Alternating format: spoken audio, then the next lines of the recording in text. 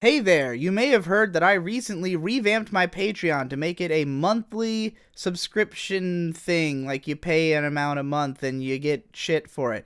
And so if you're a $15 patron, you get access to these two podcasts I'm doing, one of which is Digi Does Life, where I do a 45-minute episode every other Tuesday, in which I just talk about interesting things, I guess, that I think about life and the world and my place in it. I'm going to play you a clip from it so that you'll know what you're getting or what the general tone of the podcast is, so that you'll know, what you're paying for. So if you become a patron, you'll be able to listen to the full episode of this podcast. It's already out. It's on the $15 tier, so if you're donating $15 a month, you get this and the other podcast. I'm going to keep releasing clips from them probably every time I release one, so that you guys can always get a taste of it and at least get some kind of content out of it, even if you're not paying for it. You get a couple minutes, but, obviously it's to encourage you to go listen to the full episode. Enjoy! And so, this is all nuance that gives us just one more angle with which to understand the world around us. Because that's what analysis is about. It's about understanding, why am I thinking this way? Why am I feeling this way? Why are these things getting made? Why would this... What about all of history in the world led up to this one shot of Kirino's ass?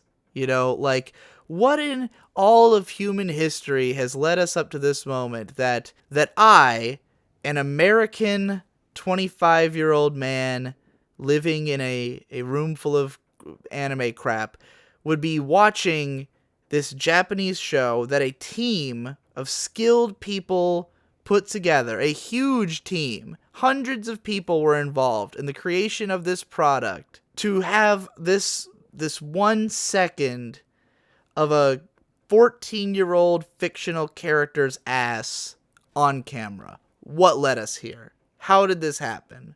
How did all of human history lead up to this point? That's what analysis is to me. And it helps us to better grasp our surroundings.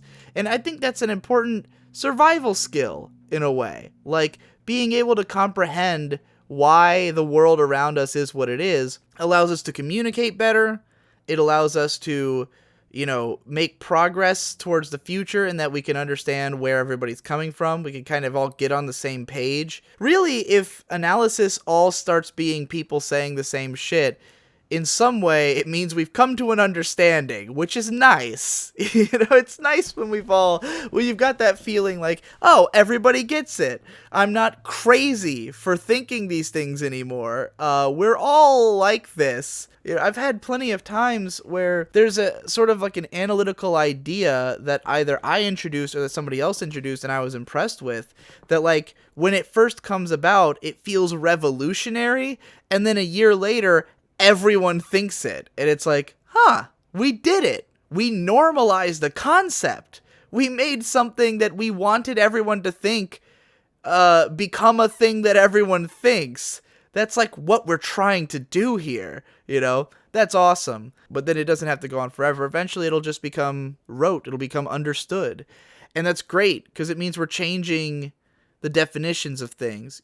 When I have to make 1,000 videos saying objectivity in art's not a thing, and then eventually everyone starts saying it, then it means like, hey, this is no longer like a weird contentious opinion that's coming out of nowhere. Now this is something everyone thinks. Of course, that's an unwinnable battle, because there's a lot of people with too much at stake in the idea that objectivity is real. Man, the arguments I've heard for that.